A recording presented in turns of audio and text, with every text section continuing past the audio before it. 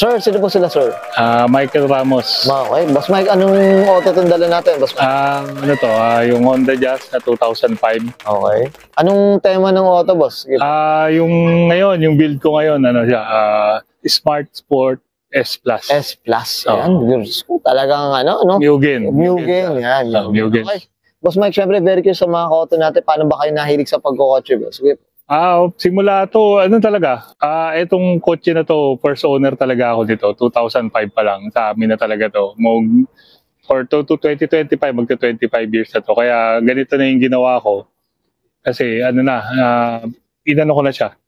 Ginawa ko na siyang ano, yung... Project car na rin talaga. Alos, ano na, bago na talaga. Parang mas brand yung kung ginawa to. Oo, okay. Kumbaga gastos mo, sobrang taas na rin, boss. Medyo malaki na rin kasi talagang yung kaha nito palit na. Iba na yung kaha nito, Japan na yung kaha nito. Okay, basta mamaya isa-isayin natin ang Boss Mike. So boss, ito dito sa auto kotse, okay lang ba? Check natin interior, exterior, saka engine bay. Okay lang, boss? Okay lang, so tara check natin.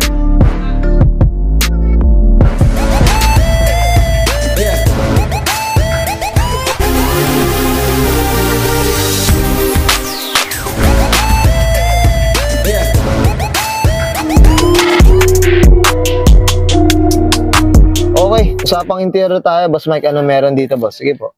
Ngayon, naka Mugen na seat cover. Okay. Mugen na shift knob. Okay. Yung Mugen na handbrake cover. Itong Mugen na shift boot. Ayan, ito yung shift boot niya. Okay. Tapos yung seat cover ko, na rin yan. Tapos itong plate, na rin, yung Mugen din yan na plate. Okay. Na galing Japan talaga. Japan din. Okay. Tapos ito yung dito sa harap, yung Mugen rear view cover mirror. Dito sa yung kulay red. Okay. Ayan, na rin yan. Itong pula na to. Mugen na rin yan. Tapos yung aking seatbelt pad, naka-Mugen na rin yan. And ito, sunroof. Naka-sunroof tayo. Ito, boss, nung nakuha mo, Boss Mike, hindi pa naka-sunroof? Hindi pa. Yung original nito, walang sunroof. Ngayon, pina-install ko lang. Pina-install mo na to. Ito taga pang GD rin talaga? Oo, GD specific siya talaga. GD specific siya. Naka-seat cover yan hanggang sa likod. Mugen din siya. Oo nga. Ito. Kasi nung itatanong ko nga kaya Boss Mike, saan nakuha itong Mugen na ganyan? Yan. Okay. Yan. Grabe. Itong mga visor, boss, na window visor. Ayan, boss. Ito lang din yan. Kasama siya dito sa... ano nakuha mo? So, Japan na talaga. Japan talaga, Kaya kung tutusin, ang original na lang dito sa akin, yung mga upuan, itong dashboard. Okay. Yun na lang yung mga original, saka wiring makina. Yun na lang. Talaga, pero lahat to, palit na. Pati ilalim ng pangilalim, Japan na rin. Japan na rin. Yan, kahit yung mating, naka Honda Access yan. Ay, oo nga. Naka na rin yan.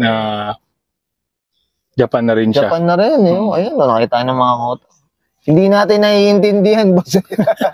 Ito, Boss Mike, ito, nakita ko rin ito. Yan, yung step seal. Yung step seal. Ayan, Japan na rin yan. Step seal na Mugen. Grabe, tingnan nyo mga auto. Nakakatakot, yung engrave, Naka-engrave talaga siya. Legit, Ang ganda, Yung iba niyan, black.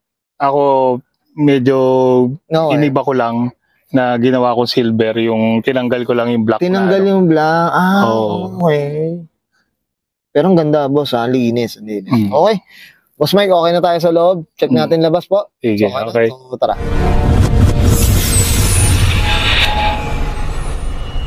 Tough long battery. Tough and long lasting.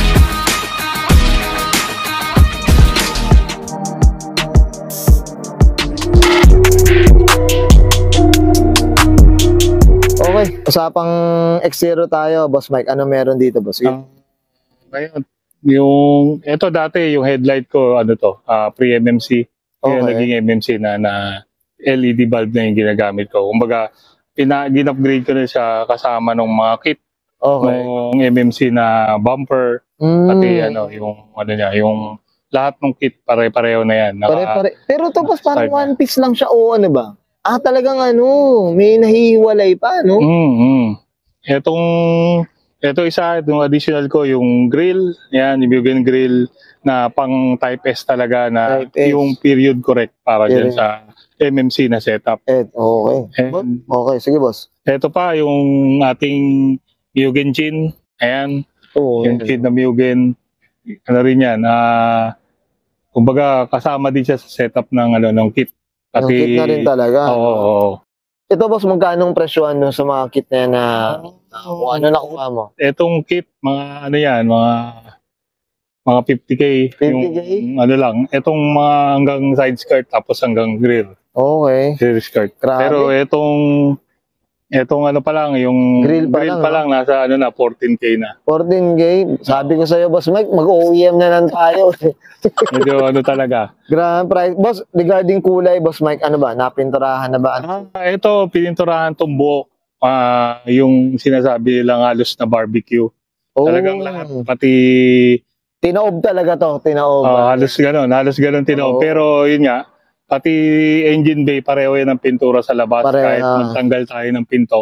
Oo, ayos. Kitang-kita mo yan, kahit magbaklas tayo ng carpet. Same color yan. Tapos, upgrade tayo nitong side mirror na Japan din, JDM look. rin. Tapos yung Mugen na visor, ayan, yung sun visor na black. Ito boss, Okay. usapang mags tayo boss, alam ko medyo malalim to sir. Sige boss. Yung mags, ano yan, Yan o. Mugen NR yan, na galing Japan din, na ang offset niya 50 na mirror face, yung sinasabi niya. Mirror face. Medyo may mga ano lang siya, syempre hindi maiwasan sa surplus.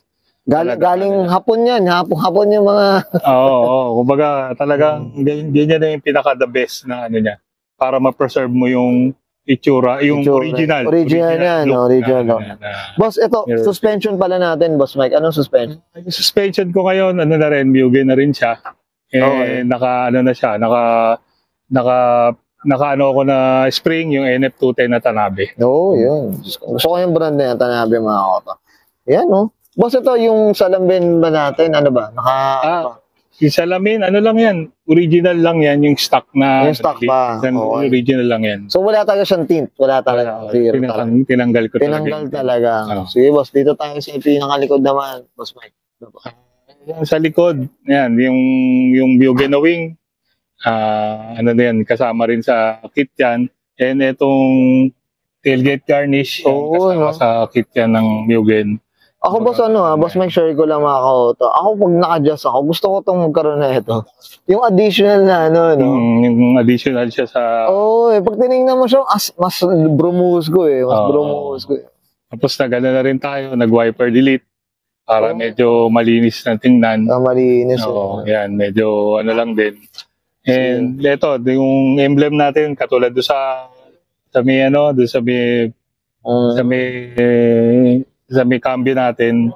Ito na Yan, rin. meron din metal plate na emblem para nakaterno siya dito sa muffler natin. Muffler. Titanium. Titanium na to. Yan, titanium na N1. Ito kasama na rin yung skirt na ito, boss. Oo, yung skirt kasama sa kit. Kasama siya. Grabe, And siyempre, yung mga small detail natin, yung Mugen na plate bolt, ayan, mga kabaliwan. Kabaliwan no? And itong yung ating mga taillight yan, naka-clear taillight. Clear taillights na rin. Okay, that's it. Boss Mike, I'm sure many to mention. Tama ba? Check natin makina, boss. Okay lang po? Okay lang. So, usapang makina tayo. Boss Mike, ano meron dito? Boss, sige po. Ngayon, na-upgrade ko na rin siya. Marami na, katulad itong mga oil, yung oil cap, Mugen na rin yan. Tapos itong ating rod cap, Mugen na rin. Okay. And kasama na yung ating yung strut bar, naka-Mugen na rin yan. Tulong ng mga tropa, naka-Mugen na rin tayo. And itong isang pinakamagandang na upgrade natin is yung air intake. Group M na siya na 4GD. 4GD1. GD na talaga, no? GD siya. Ginawa Yakap na yakap GD. Okay. Saka yun nga, rin siya, may mga rin tayo, mga socks para dito sa mga yung reservoir. Kinakabit lang natin yan pag may mga yung mga meat. Oo. Pang madidiin, sir. Yan, katulad yan, sabi ko nga kanina, yung kaha niya, Japan. Ito na yung plate niya, yung tama. Nakaano to, vintage nilagay ko na lang din para parang ma-feel mo lang na talagang Japan na talaga. Japan din talaga, boss. Oo, yan. Pareho yung pintura, kung ano yung pintura sa labas, ganun din siya. Yun din talaga, no? Yun, Yan, medyo ano lang. Medyo yan, yun. Grabe, Diyos ko. Boss Mike, okay na tayo. Ito, boss, 1.5 siya. 1.3 lang. 1.3. Oo, yun lang hindi ko pinalitan. Kung ba yung makina lang din talaga, boss. Okay. Boss Mike, okay na po? Okay. So, okay guys, nakita natin interior, exterior, saka engine bay. Syempre, usapang ano tayo, Mugen inspired dito sa neto ni Boss Mike Ramos. Boss Mike, syempre ano tayo, shoutout na tayo, boss. Sige po, go po. Yep, yun lang. Nagpapasalamat ako doon sa wife ko sa support na inaano niya na syempre, yung pag mga meet, yan, nandiyan naman tayo. And yung sa support niya doon sa build ko, okay naman na hindi naman siya, wala naman sinasabi, pero alam niya yung mga ginagawa ko. And yung mga tropa, sila Trick, sila Rosario, si Boss Errol, sila yung mga mentor natin, sila yung mga tumulong sa mga build natin. And yung iba pang mga kasama natin na talagang nandyan lagi para tumulong. And yung PFC, ayan, Troop It Crew, Yan, PH. oo, syempre. Salamat tayo dyan, dami natin kilala dyan. And saka yung group namin sa GD, ito, yung GD na variant ng Jazz, meron din kami, yung GDPH.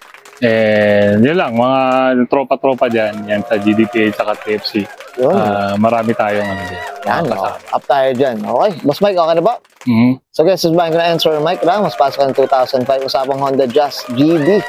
Variant mga auto, usapang Mugen inspired, and this is Auto Culture.